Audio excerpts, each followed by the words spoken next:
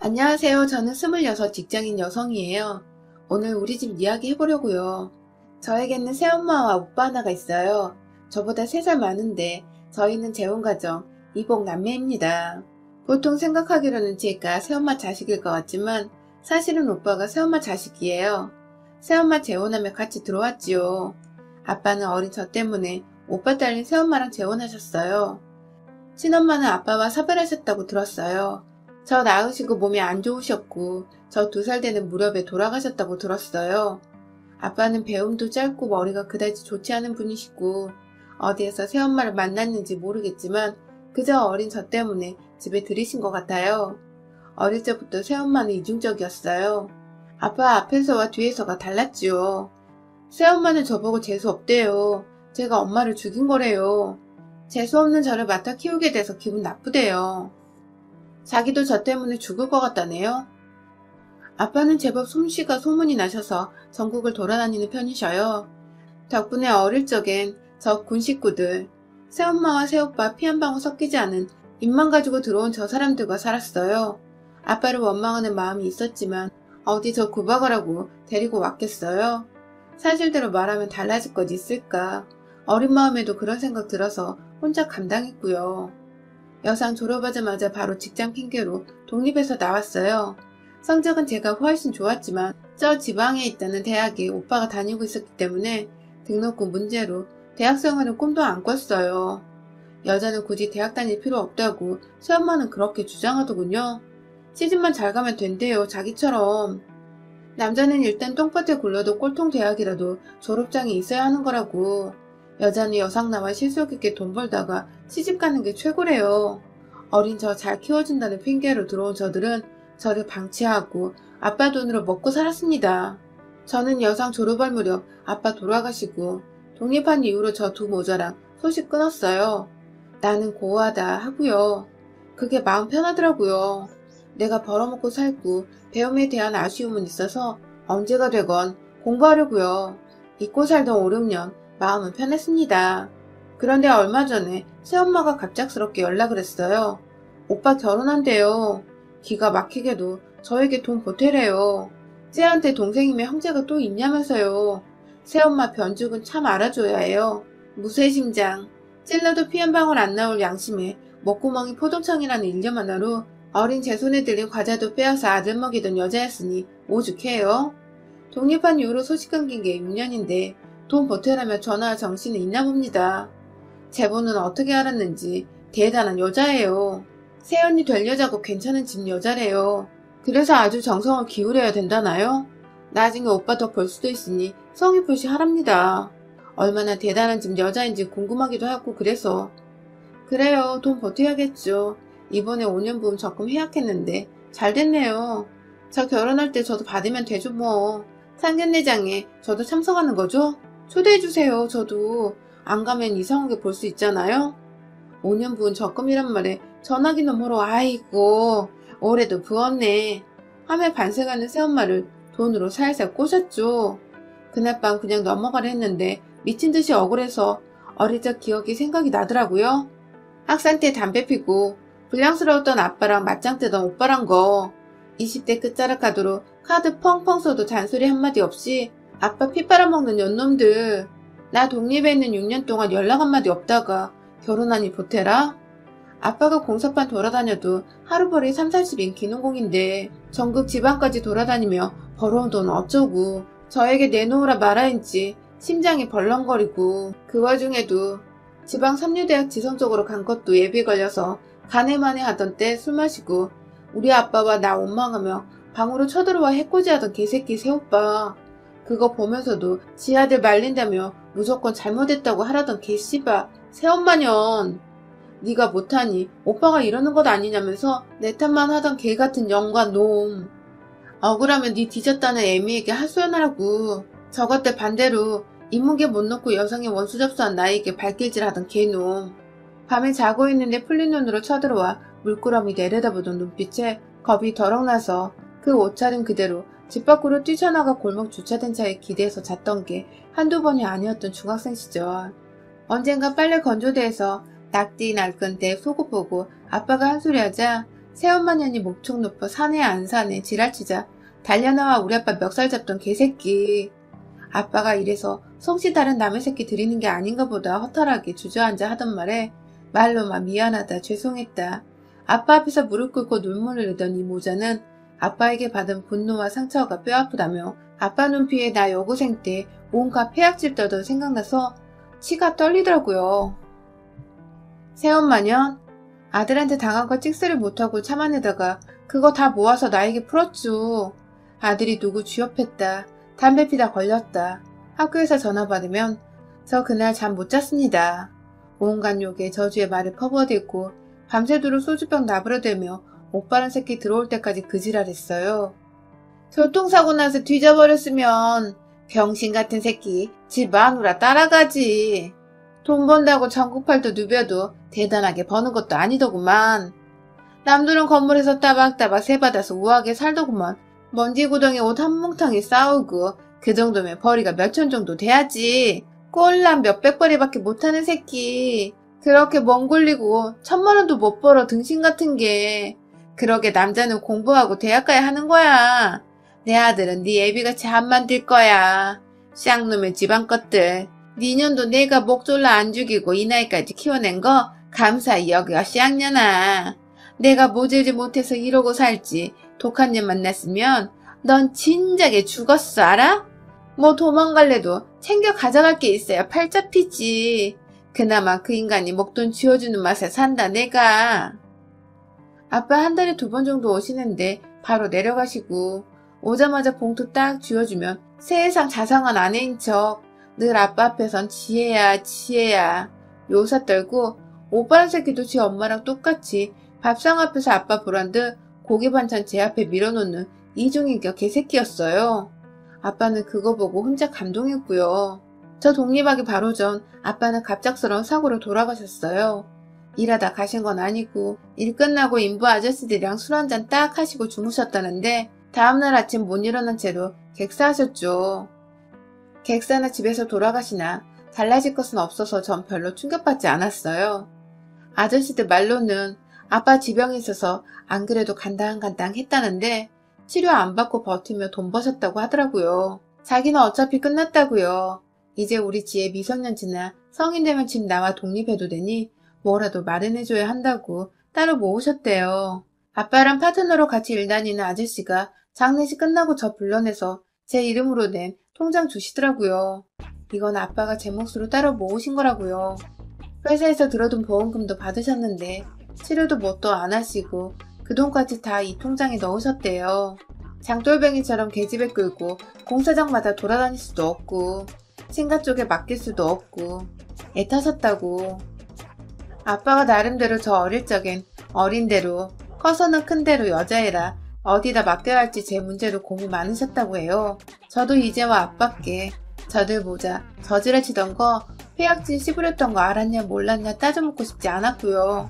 그저 저 준비되었을 때까지 그 몸으로 버티신 거 그리고 저 그나마 여상이랍시고 졸업할 때까지 버티다가 돌아가셔준 거 그거 하나만을 진심으로 감사해요. 그렇게 6년 동안 각자 인생 살았던 철저한 남이자 원수 같은 것들이 돈 달랍니다. 아빠랑 살던 집, 아빠가 벌어온 돈 다 저것들이 가졌는데 결혼한다고 돈 보태라니. 구박 아닌 구박하던 저에게 이제와 가족 운운하는 모습에 기가 차더군요. 신부감이 누구인지 괜찮은 집안 잘 되길 빌어줘야 하나요 제가요? 저 그렇게 착한 년 아니에요. 저도 콩콩을 얻어먹을 수 있다고요? 아, 나 똥입니다.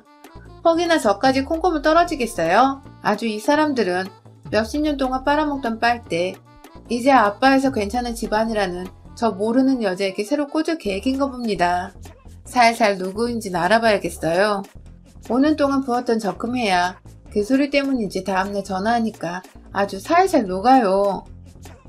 웬일이래? 지혜 너도 외로웠지? 이제 너도 결혼할 때가 다 됐잖아. 이 기회에 오며 가며 왕래하고 식구 하나 없는 것보다 나으니까 서로 돕자. 근데 적금 얼마나 되나? 5년 모았으면 꽤 되겠네. 아이고 장해. 하여간 지혜 너는 어릴 때부터 딱 부러졌다니까. 내가 예뻐했던 거 기억하는지 몰라. 얼마나 예뻐했는데 속으로.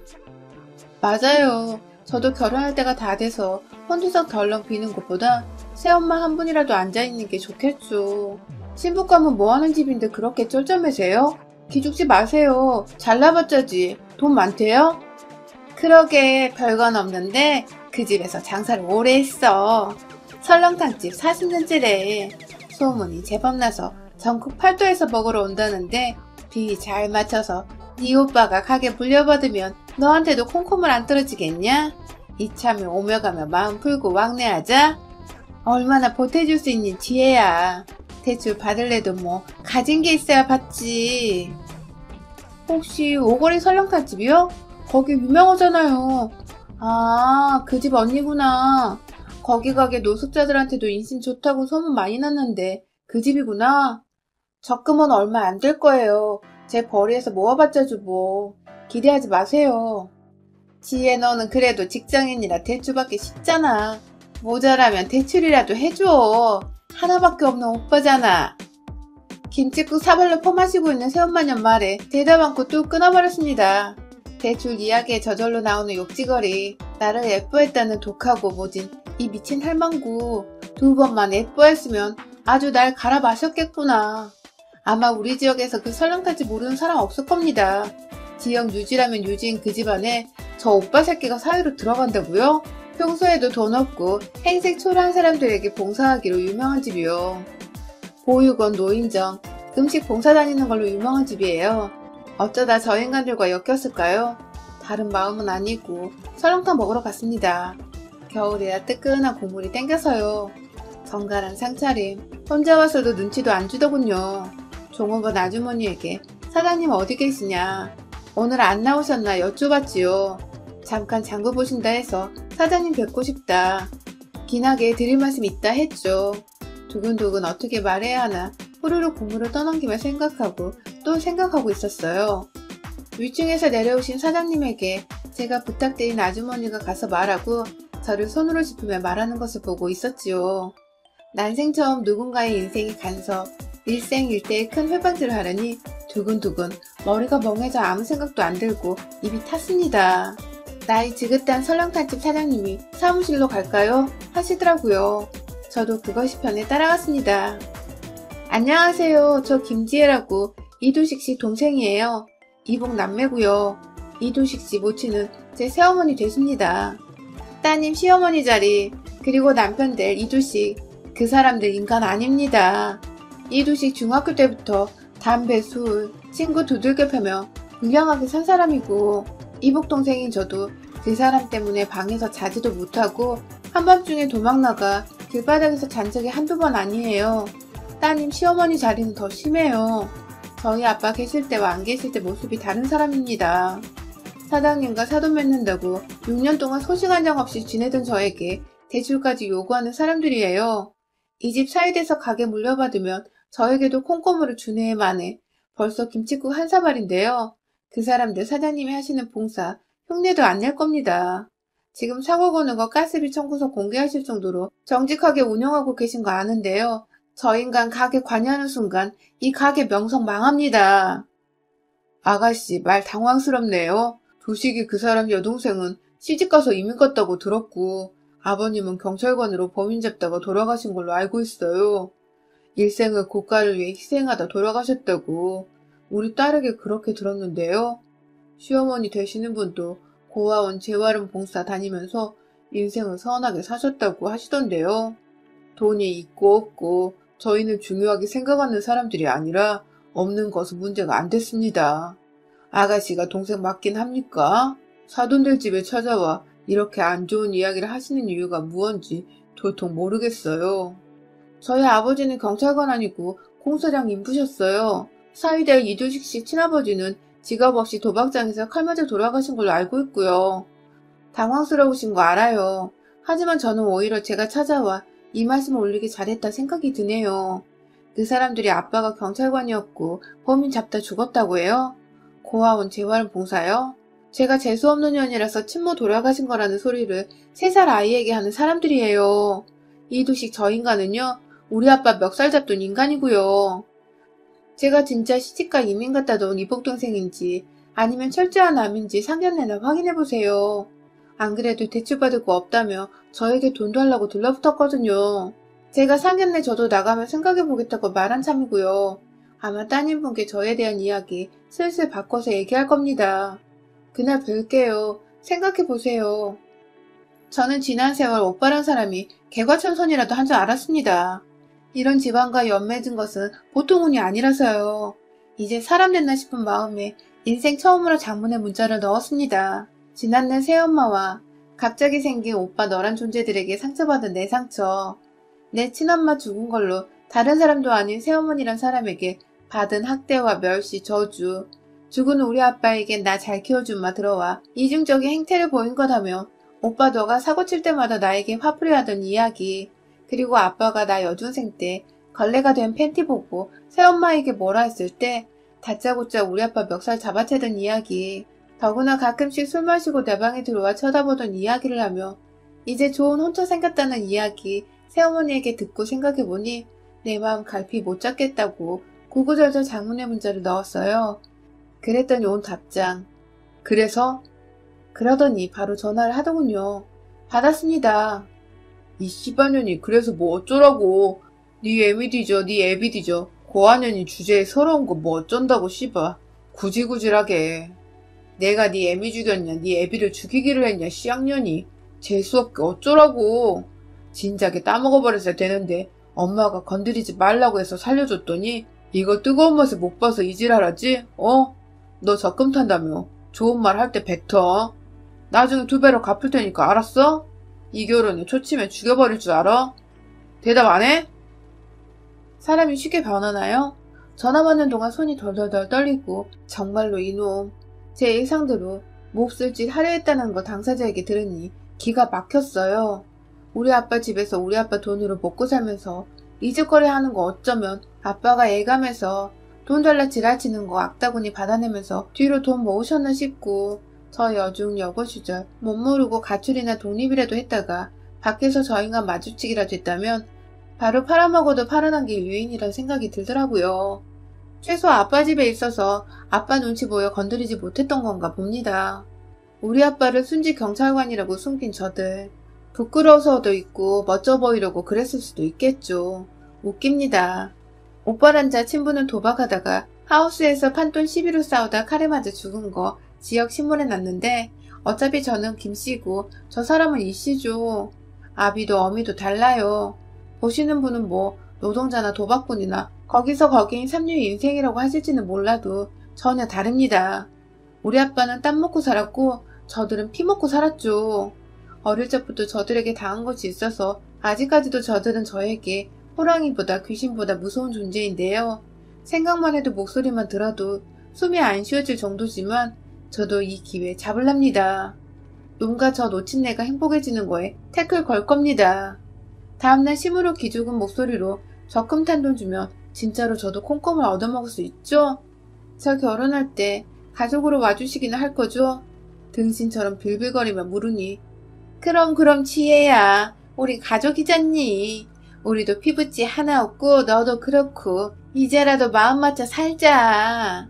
어제 네 오빠한테 서운하다고 문자 넣었다며?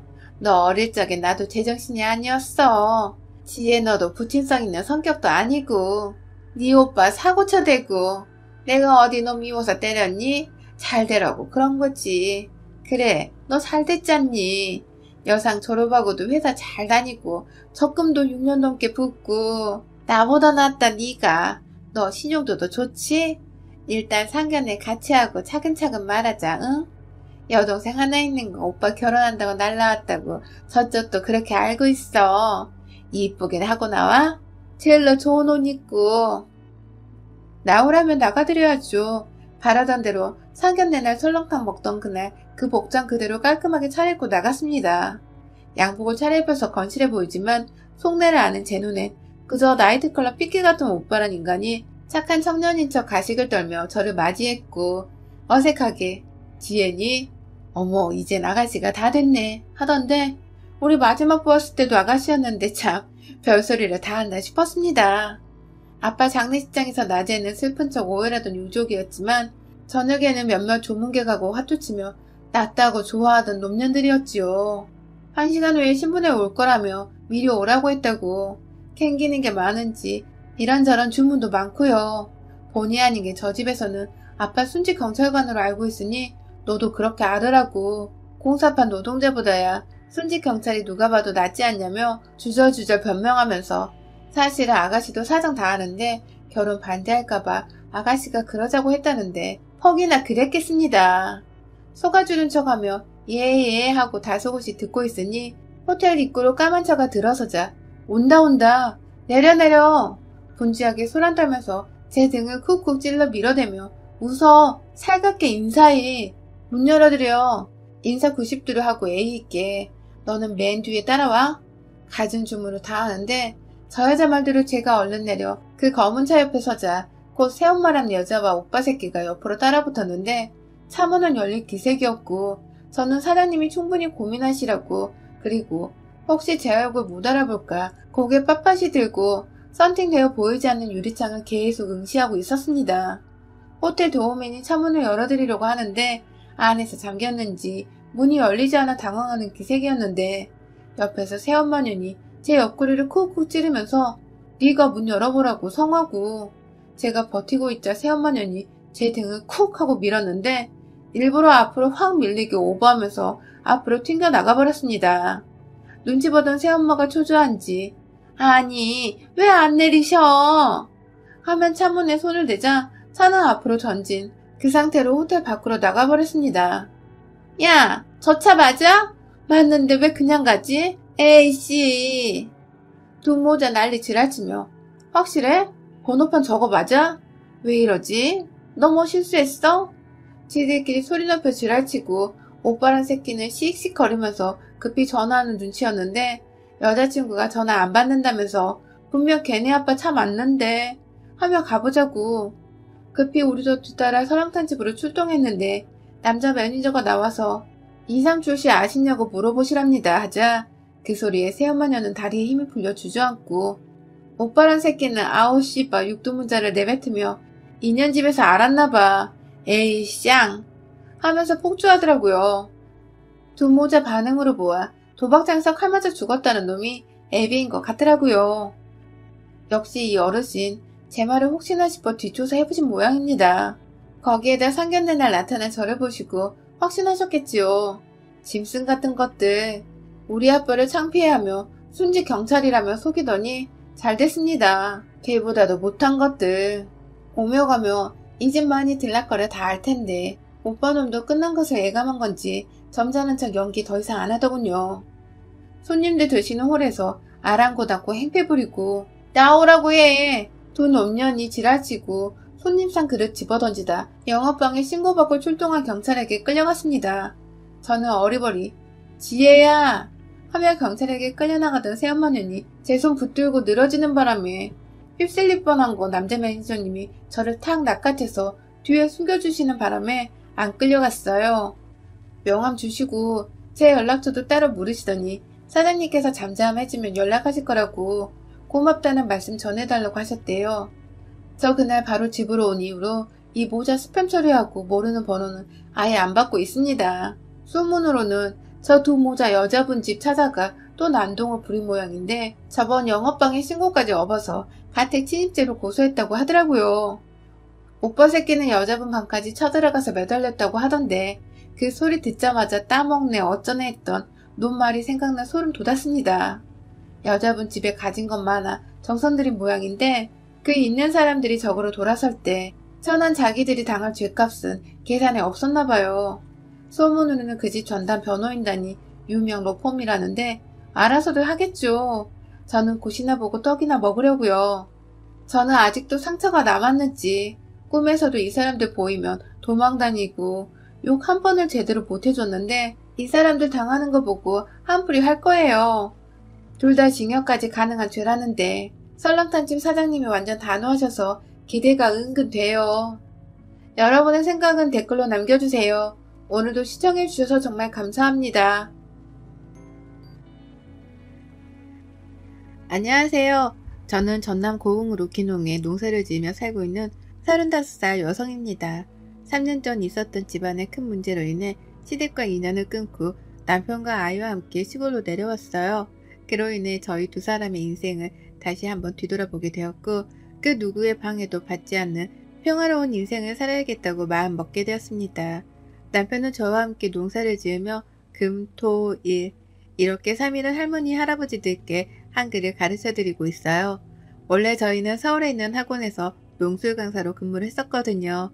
그래서 그 경력을 살려 지역사회에 작은 보탬이 되고 있답니다. 사실 저희가 처음에 시골로 오게 된 이유는 도피의 목적이 컸어요. 늘 남편에게 희생을 강요하던 시댁 때문이었죠. 결혼한 뒤에는 저에게까지 큰 부담을 주었고 3년 전 그날 그동안 쌓여있던 울분을 토해낸 남편이 시댁과의 절연을 선언했습니다. 말도 안 되는 상황이었기에 저도 남편과 합세해 시부모님 그리고 시누이와 대판 싸웠죠. 그래서 그 길로 서울 생활을 청산하고 고흥으로 내려와 귀농을 한 거였죠. 젊은 인구가 매우 드물다 못해 희귀했던 이 동네에서는 저희를 거의 영웅 대접을 해주시더라고요. 20가구 정도 사는 작은 마을이었는데 동네 사람들과도 친목을 쌓을 겸 농사일도 배울 겸 많이 도와드렸거든요. 노인들만 살던 조용한 동네에 아이 웃음소리가 들으니 너도 나도 할 것 없이 저희를 도와주셨어요.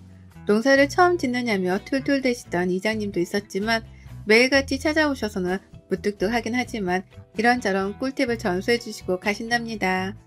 저희가 농사일로 바쁠 때에는 저희 아이들을 봐주시기도 하고요.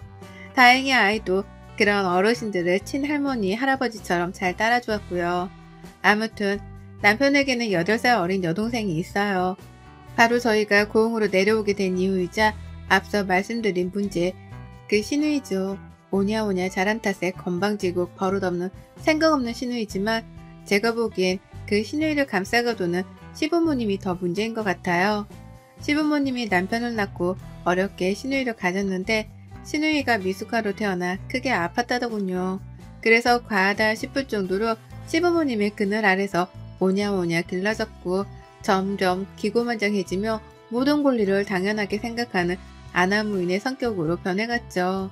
남편은 어려서부터 오빠니까 양보해야 한다, 동생이니까 잘 챙겨줘야 한다는 말을 듣고 자랐어요. 반항심이 생길 법도 한데 부모님이 동생 때문에 힘들어하시는 모습을 보고는 아무런 말도 할 수가 없었다며 그저 그러려니 하면서 자랐대요. 남편도 사람인지라 사춘기 때 왜 자신만 양보를 해야 하냐고 따졌다가 시할머니 댁으로 일주일 동안 쫓겨난 적도 있었답니다. 그만큼 시누이는 온 식구들의 사랑을 독차지하며 살았어요. 심지어 남편은 부모님이 어린 여동생을 보살피며 혹시라도 경제적인 어려움이 생길까 걱정했고 등록금이나 비교적 학비가 저렴한 집 근처 국공립대학으로 진학했다고 했습니다. 물론 학창시절에도 남편은 늘 뒷전이었어요. 시할머니가 그런 남편을 불쌍하게 생각하셔서 학비나 용돈을 챙겨주셨고 남편은 그걸로 겨우 생활했다고 하네요.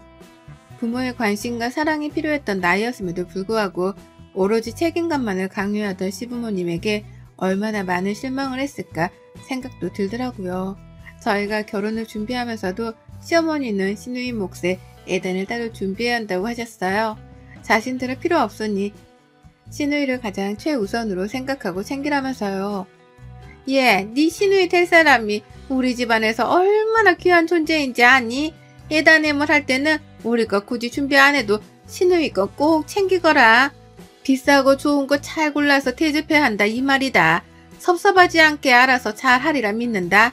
배울 만큼 배웠으니 어느 정도 생각은 있겠지. 언니 들었죠? 우리 엄마가 이렇게 통이 크다니까. 나 백화점 가서 내가 직접 고르고 싶은데 그래도 되죠?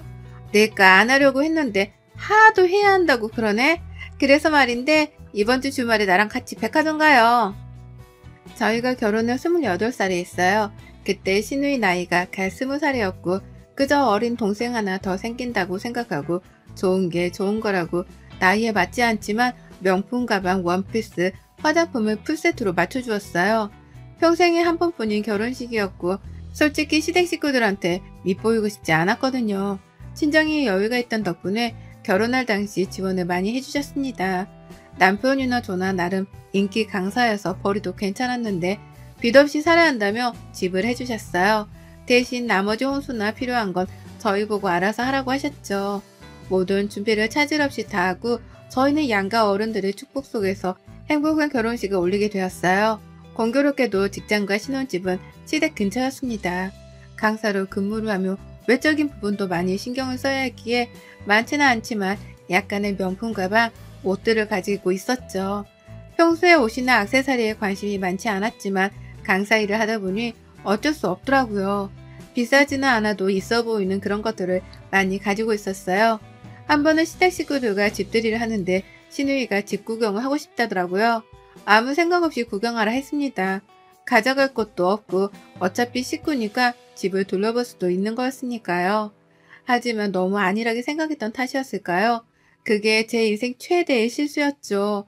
그것을 계기로 시누이는 저희 신혼집에 뻔질나게 드나들며 이것저것 빌려가기 시작했습니다. 시댁 형편이 좋았던 것은 아니었기에 매달 저희가 200만 원씩 용돈 겸 생활비를 드리고 있었어요. 남편을 모르는 돈이었습니다.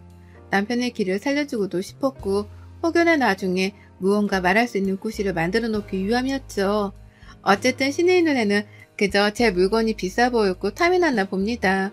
그냥 어린 동생이 언니 것 좀 쓰려나 보다 하고 좋게 넘어갔는데 애초에 차단을 시켰어야 했어요.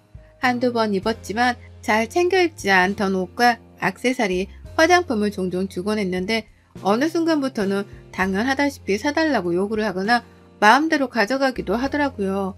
몇 번의 당부의 말을 하며 부탁을 하자 조금 조심하는 모습을 보이긴 했습니다.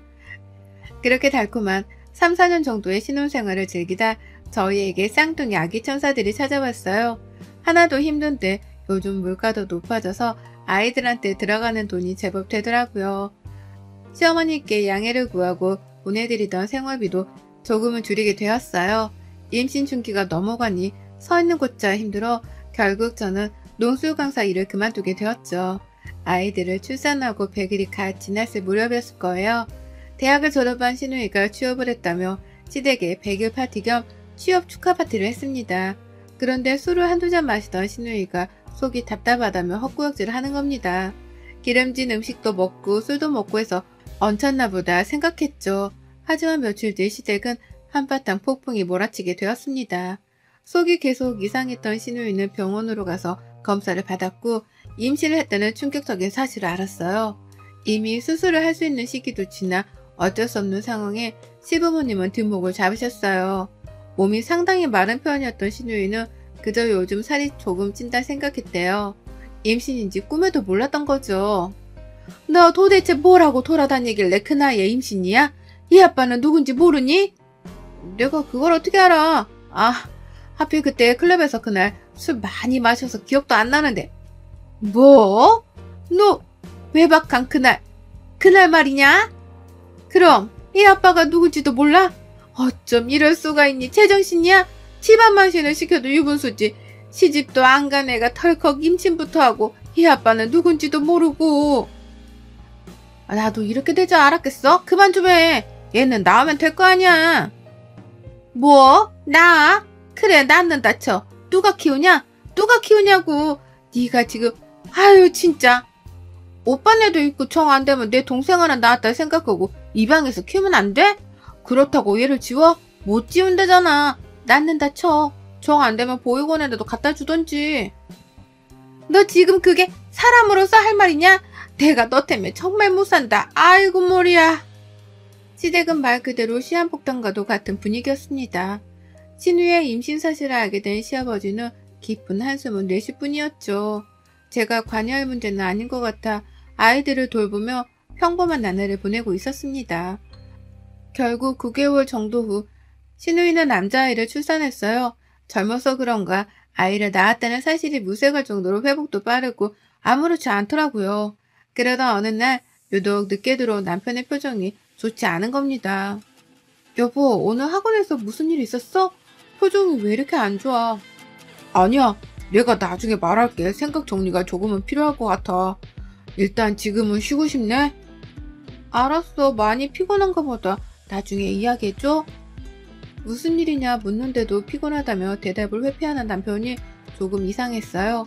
평소에 퇴근하고 오면 아이들을 돌보느라 고생 많았다며 저녁을 먹었냐고 늘 물어봐 주었거든요. 그날은 유독 기분이 많이 다운되어 있었어요. 며칠 뒤 시어머니를 통해 남편이 왜 그랬는지 이유를 알았습니다. 긴이 저에게 할 말이 있다며 시댁으로 오라는 시부모님의 연락을 받고 친정 엄마에게 아이들을 맡겼습니다. 시댁에 갔더니 시부모님은 저를 유독 반겨주셨어요. 어머니 하실 말씀이 있으시다면서요. 저 친정엄마한테 아이들 맡겨두고 와서요. 하실 말씀이 무엇이죠? 얘는 성질이 급하기도 하지.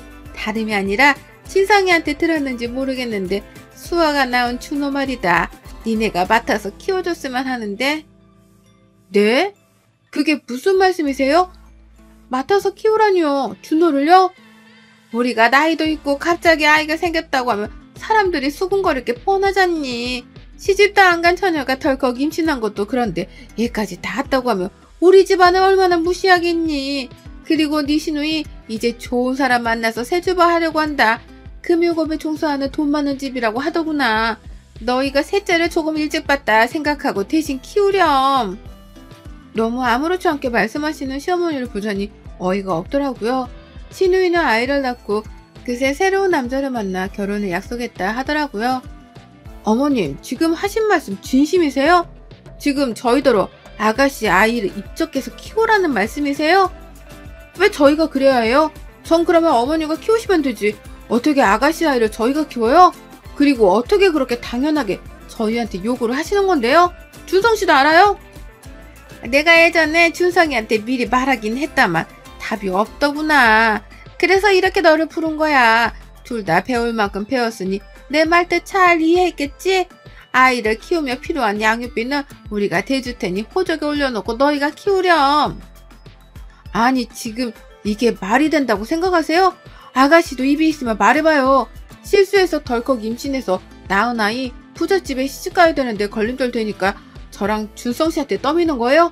진짜 말이야 방구야 이게? 언니 너무 고리타분하게 생각하는 거 아니에요? 그래도 아이 키워봤으니까 저보다 더 경험 있으시고 그래서 붙어가는 거잖아요. 제가 나중에 기회 봐서 준호 데려갈게요. 진짜 말이 안 통하네요. 지금 데려다 키운다 쳐요. 나중에 언제 이혼 불사하고 사실 나 아이 있다 뭐 이렇게 떠벌릴 거예요? 퍽이나 그 결혼생활 유지 잘 되겠네요. 이대로는 가만히 못 있어요. 왜 떳떳하지도 않은 과거를 저희한테까지 피해 끼치면서 숨기려고 하는데요? 당당하게 만나고 이해해줄 사람 만나면 되는 거지. 예, 독하지 정말 왜 이러니? 어려운 부탁하는 것도 아니고 그냥 둥이들 키울 때 조금씩 같이 하면 되는 거잖냐.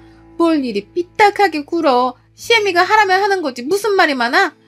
우리 아들은 착해 빠져서 내가 말하면 알겠다고 다 대답하는데 너는 버르장머리가 없구나. 어머니, 버르장머리가 아니라요. 이건 경우가 아닌 거죠. 지나가는 사람들 붙잡고 물어보세요. 시누이가 원나잇으로 낳은 아이 시집가야 하니 대신 키워야 한다. 동의하냐? 물어보면 하나같이 미쳤냐 그럴걸요. 저는 제 상식 밖의 행동이라고 생각됩니다. 못 들은 걸로 할게요. 정말 기가 차더라고요. 어떻게 눈빛 하나 안 변하고 저딴 부탁을 할 수 있는지 의문이었어요. 시어머니가 입적해서 자기 아들로 키우면 될 것이지 굳이 왜 저희가 키워야 하는지 이해가 가질 않았죠. 그 길로 집으로 돌아와 남편과 친정 부모님에게 이 사실을 알렸습니다. 남편은 친정 부모님 앞이라 어쩔 줄 몰라 했고 부모님은 이럴 거면 이혼하라고 노발대발 하셨죠. 남편은 분을 이기지 못하고 시댁으로 갔습니다. 무슨 일이 일어날 것만 같아 저도 곧바로 남편의 뒤를 따라 시댁으로 갔어요. 아니나 다를까 남편은 집안에 들어서자마자 온갖 물건을 집어던지며 소리치기 시작했어요. 그동안의 울분을 모두 토해내듯이 남편의 눈에서는 하염없이 눈물이 흐르더라고요. 도대체 언제까지 제가 참아야 해요? 어려서부터 지금까지 부모님 말씀을 거역한 적도 없고 거역해서는 안 된다고 생각을 했어요. 하지만 수아가 낳은 아이를 저희 보고 키우라니요. 어떻게 사람이 돼서 그런 말을 한답니까? 며느리 보기 부끄럽지 않아요? 책임지지도 못할 거 왜 나와서 괜한 사람들한테 피해주고 그러냐고요. 우리가 그렇게 만만해요? 얘가 왜 이래? 너 대학생 때까지 엄마 말 잘 들었잖니. 결혼하고부터 말도 안 듣고 자기 고집대로만 하고 너 얘가 왜 이렇게 변했니? 엄마가 말하면 그저 네네 해야지. 이게 무슨 버릇이니? 버릇이요? 말을 잘 들었다고요? 변했다고요? 엄마, 제가 지금까지 참아온 건 수아 때문도 아니고 엄마 아빠 힘들어 하지 말라고 그거 하나 때문에 버티고 버텨서 여기까지 온 거예요. 도대체 이 사람 앞에서 얼마나 더 망신을 주셔야 정신을 차리시겠어요? 어릴 땐 고분고분 하더니 머리 크니까 엄마한테 막 뛰드네. 너 내가 그러라고 가르쳤니? 어디서 못 배워먹은 티를 내고 있어. 네 조카도 자식이다 생각하고 키워줄 수 있는 거지. 그래요. 키운다 쳐요. 지금까지 엄마가 하는 말 다 듣고 할 것도 다 했어요. 근데 엄마 아빠는 한 번이라도 내 입장에서 날 위해서 뭔가 하신 적이 있으세요? 반대로 생각해봐요. 제가 사고쳐서 나온 애 수아한테 키워달라고 말할 수 있냐고요. 융통성도 없니? 네 하나밖에 없는 동생 잘 되는 게 그렇게 배 아파? 너 내가 그렇게 가르쳤니? 같은 말만 되풀이하며 신랑과 시어머니는 언성을 높이며 싸웠습니다. 그대로 뒀다가는 결론이 나지 않을 것 같아 뒤에서 남편을 말리던 제가 나섰어요. 어머니, 앞으로는 준성 씨한테 뭔가를 바라지 마세요. 아가씨도 성인이고 다 할 줄 아는 나이예요. 자신이 하는 일이 무엇이 됐던 간에 마땅히 책임을 질 수 있는 나이라고요. 일을 못하는 것도 아니고 생각이 딸린 것도 아니고 사지 멀쩡한데 왜 우리가 아가씨 아이를 키워야 해요? 저희는 그렇게 못합니다. 내가 이 집 아들 안 하면 그만이야. 당신도 연락거 없어. 나 오늘부터 이 집 아들 아니야. 그러니 결혼을 하든 어디 가서 애를 낳아오든 알아서 잘 살아보세요. 정말 지긋지긋하네요. 야, 황수아, 너도 잘 들어? 내가 만만해서 너한테 양보한 줄 알아? 양보받고 대우받았으면 그만큼 밥값은 해야 될 거 아니야? 언제까지 엄마 아빠가 네 뒤치다꺼리를 해야 되냐? 그리고 네 애는 네가 키워. 한 번만 더 억지 부리면 가만히 안 있을 거야. 알겠어? 너희들 진짜 그럴 거야? 어려운 부탁하는 것도 아니잖니. 도대체 왜 이렇게 융통성이 없어? 어머니, 지금 융통성이라고 하셨어요? 저 다시 한번 말씀드리지만 그렇게는 못해요. 차라리 저희 없다고 생각하시고요. 말도 안 되는 일 억지 부려가며 저희한테 괜한 상처 주지 마시고 알아서 해결하세요. 그렇게 남편을 끌고 나와 집으로 왔어요. 분이 풀리지 않았던 남편은 연거푸 술을 마시기 시작했습니다. 다음날 숙취를 이겨내고 남편은 무언가 결심한 듯 집을 나섰어요. 며칠 뒤 신우이는 남자 측에서 파혼을 선언했다고 하네요. 아이가 있는데도 숨기고 결혼하려 했다면서 혼인빙자 사기죄로 감옥에 들어가고 싶지 않으면 똑바로 처신하라며 싫은 소리까지 들었답니다. 신우이와 시어머니는 저희 보고 노발대발 하셨죠. 알고 보니 남편이 매제될 사람을 만나 현재 모든 상황에 대해 말해주었다고 합니다. 그 말을 들은 상대방은 급격하게 표정이 굳어졌고 결국 신우이에게 파혼을 선언했던 거였죠. 그 남자는 한 중소기업을 이끌며 금융업계에 종사하는 있는 집 자식이었죠. 청첩장까지 나온 마당에 파혼을 당한 신우이는 이런 망신도 없다며 집안에 틀어박혀 있었어요. 웃긴 건 출산하고 나서 단 한 번도 아이를 돌본 적이 없었습니다. 오로지 시어머니의 몫이었죠. 어느 날은 허벅지가 다 드러나는 클럽 의상을 입고는 밤새 술을 마시기도 하고 방탕한 생활을 하더라고요. 가끔은 저희에게 신세한탄하며 여전히 아이 이야기를 하며 남편 탓을 하더라고요. 언니랑 오빠가 얘 키운다고만 했어도 입만 닫고 있었어도 내 인생에 이렇게 시궁창 같지는 않을 거야. 얘 키워준다고만 했어도 되는 문제였는데 정말 너무 원망스럽다. 그렇게 끝까지 이기적이고 양심 없는 신우이와 시어머니의 태도에 질린 저는 남편과 상의 끝에 서울에서 제일 멀리 떨어진 곳으로 떠나자고 약속을 했습니다. 여러 후보지들이 있었는데 저희는 전남 고흥이라는 지역으로 가게 되었죠. 시댁을 손절하고 남편과 아이들과 함께 무작정 고흥으로 내려와 적당한 크기의 전원주택을 샀고 300평 정도의 농사를 지을 땅도 마련했습니다. 당장의 농사 지식은 없었지만 군에서 지원해주는 것과 동네 어르신들의 가르침하에 농사를 조금씩 짓기 시작했어요. 깡 시골로 내려온 이유는 회피의 목적도 있었지만 매번 쫓기듯 괴로웠던 현실에서 탈출해 조금은 자유를 만끽하고 싶어졌죠. 그렇게 고흥으로 내려오고 시간이 꽤 흘렀습니다. 둥이들도 맑은 공기를 마시며 이리저리 뛰어다니기 바빴죠. 동네 어르신들이 많이 도와주신 덕에 계절별로 작물을 심어 팔아보기도 하고 저희가 먹기도 했어요. 남편은 서울에서의 생활을 그리워하는 듯 했지만 저와 아이들만 있으면 어디든 상관없다며 농사일도 배우고 할머니, 할아버지께 한글도 가르쳐드리고 있는 겁니다. 얼마 전에 우연히 듣기로는 신우이는 취직을 아직 못해 일용직 아르바이트를 전전하고 있다고 하더라고요.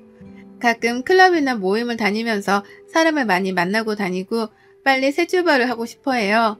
신우이가 진심으로 사람을 대하지 않는 이상 아마 평생 결혼 못하지 싶네요. 남편은 고흥으로 내려온 뒤 심적으로 많이 편해진 상태예요.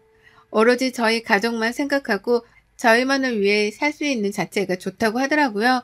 다른 건 신경 안 쓰고 앞으로의 행복을 위해 열심히 노력할 겁니다. 종종 시어머니와 시누이가 연락을 시도하지만 차단을 해둔 덕에 닿지는 않고 있어요. 차라리 보육원에서 새로 입양을 해서 키우는 거라면 몰라도 시누이가 사고쳐서 낳은 아이를 저희가 맡아서 키워야 하는 건 법으로 정해져 있는 것도 아니잖아요.